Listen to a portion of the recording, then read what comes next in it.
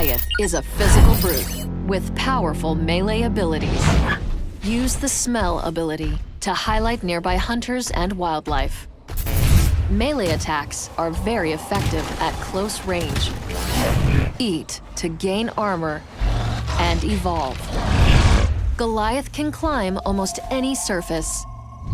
Leap to travel faster. Goliath will leap towards the Crosshair's location. The leap ability recharges over time. While jumping towards a ledge, hold the climb button to catch it and climb up. A well-placed rock throw delivers a crushing blow from a distance. The leap smash is effective against one target or many. Fire breath is ideal for damaging multiple targets at once. Charge attack can close the distance in combat or aid escape.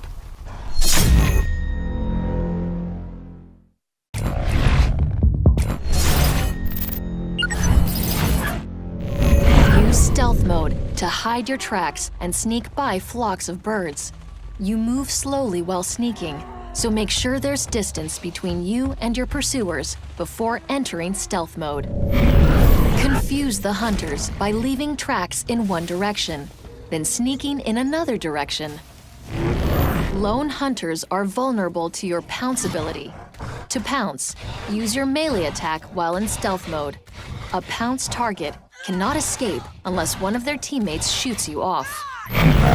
Fire breath can be used to reveal cloaked hunters or finish off fleeing targets. Hold down the rock throw button to fake out a hunter. Wait for them to waste jetpack fuel dodging, then greet them with a rock. Armor can be easily regenerated. Health can't. If you lose all of your armor in combat, consider disengaging to find wildlife. Get extra distance out of your leaps by jumping off of tall objects. Learn to combo your abilities. For example, leap smash into a target, then immediately capitalize with charge attack.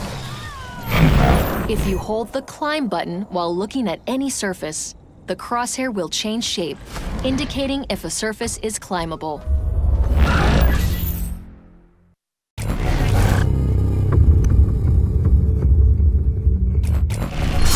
The assault class and the damage dealer in the group. The flamethrower deals heavy damage at close range. Use the minigun to rapidly inflict damage at long range. The toxic grenade can be used to flush the monster out of an advantageous area. Remember to use the personal shield.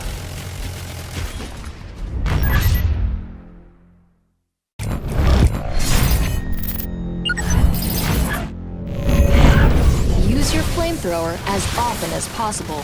When the monster is too far for the flamethrower, switch to your minigun. The flamethrower is your most powerful weapon, as well as the most visible. When a teammate is in trouble, use that to your advantage. Light the monster up and force it to retreat. Use your minigun to exploit holes in the monster's armor. Remember to get close to the monster. The minigun has more range than the flamethrower, but not by much. Don't trigger your personal shield too early. Your medic can heal you back to full health while you're shielded, so don't be afraid to take a few hits before activating it. A good monster will hide around corners and try to fight in areas where it has an advantage.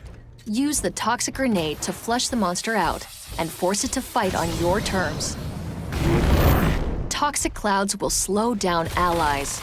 Be careful where you throw your toxic grenade, especially if the monster is trying to escape.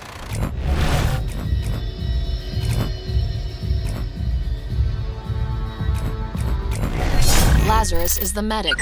He keeps the team alive. The Lazarus device can be used to bring teammates back from the dead. Use the personal cloak to hide yourself when in danger, or to stealthily revive teammates. The sniper rifle is rapid fire, leaves no tracers, and creates weak spots on the monster that teammates can target, all without making a ruckus. Don't forget to use the healing burst.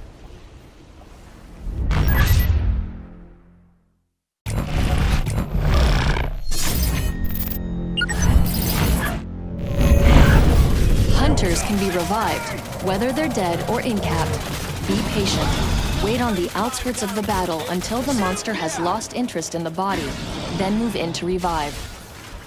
The Lazarus device will bring teammates back with no strikes, but their health will be low. Use your healing burst as soon as they're back on their feet. Your healing burst is your only active healing ability. Use it as often as possible to keep you and your team healthy. Make your personal cloak count. Keep yourself alive at all costs. Coordinate with support to keep yourself hidden as much as possible. If you die, no one else is coming back. Spread out your sniper shots so that teammates with inaccurate weapons have a greater chance of hitting a weak spot.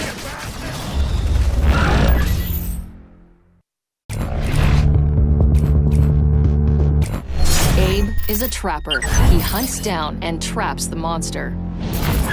Use the tracking dart pistol to tag the monster, or tag wildlife and corpses. If the monster eats something that was tagged, it will also become tagged. Stasis grenades dramatically slow a monster's movement, taking away much of its melee ability. The faster the custom shotgun is fired, the greater the pellet spread. Slow the fire rate for increased accuracy. Remember to use the mobile arena.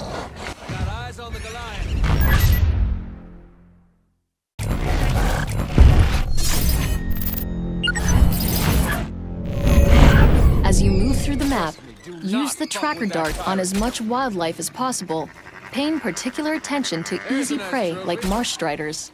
If the monster eats these creatures, the tracker dart will automatically trigger. Just before the mobile arena goes down, hit the monster with the tracker dart so that you can follow it for as long as possible. Once in combat, keep the area covered in stasis grenades. This slows the monster, effectively neutralizing its melee damage, as well as making the monster a slower-moving target for teammates. The spread of the custom shotgun worsens as you shoot faster. Slow down the pace and pick your shots to improve accuracy and damage.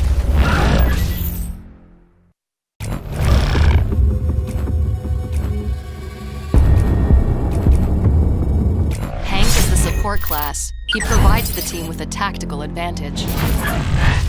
Use the shield projector on a fellow hunter to block all damage dealt to them. Aim the orbital barrage, then deploy it to rain down death from above. When in combat, use the laser cutter to deal heavy damage. Support's cloak ability is the team's best tool to recover from a losing fight.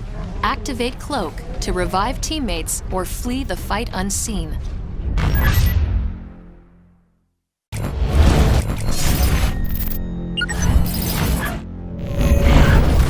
In combat, shielding your team is more important than dealing damage.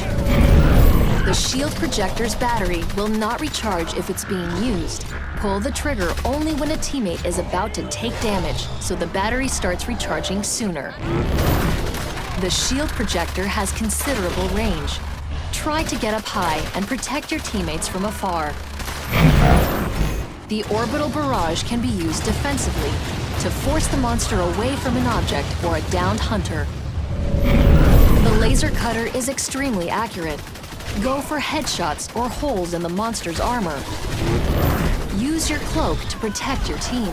In-capped hunters and high-value targets, like your medic, can benefit from a well-timed cloak.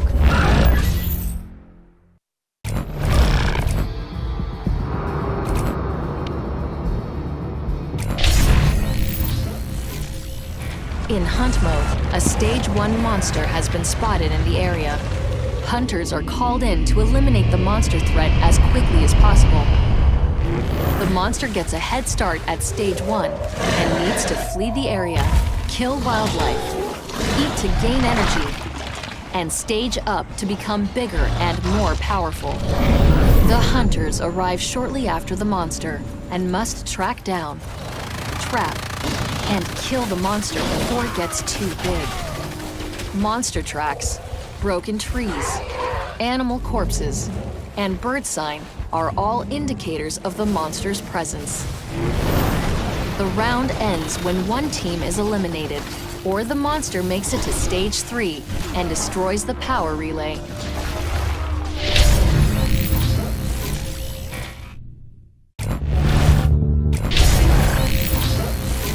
In rescue mode, the hunters have been called in for a search and rescue mission. A monster has attacked the facility and is still in the area. Groups of colonists have fled into the wilderness. Hunters need to locate, revive, and lead each group of survivors to a rescue shuttle. The round ends when the majority of survivors have been rescued or killed.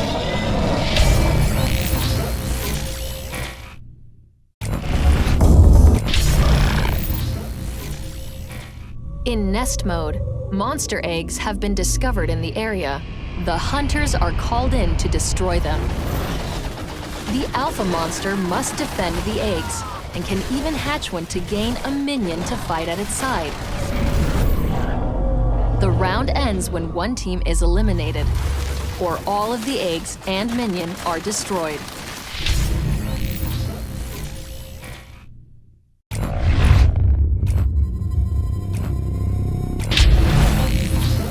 In defend mode, the transport ship is loaded with civilians and is fueling up. A horde of monsters, led by a Stage 3 Alpha, is inbound. The ship's fuel pad is protected by 2 reinforced walls, each powered by a single generator. Hunters have been called in to defend the generators until the ship can finish fueling. If the ship finishes fueling, or the Alpha monster is killed, the hunters win.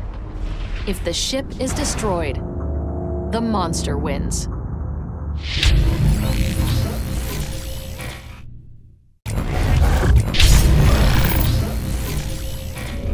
In evacuation mode, the planet is overrun. All colonists are evacuating Sheer. The transport ship leaves in 5 days. The hunters must save as many lives as possible across those 5 days by eliminating the monster threat. The monster seeks only to destroy. Each day, players get to choose a mission. The outcome of each mission will affect the next in significant and unique ways. For example, if the monster destroys this power plant, the next mission will have radiation clouds, which will damage the hunters. If the hunters win, turrets will be powered up in the next map that will attack the monster. These are just 2 examples from a large variety of map effects that significantly impact gameplay from map to map. The winner of each mission will be granted bonus XP to be collected at the end of Day 5, where everything will be won or lost. Each additional playthrough of evacuation results in different combinations of mission types, environments, and win-loss effects, totaling over 800,000 possible combinations for the ultimate in replayability.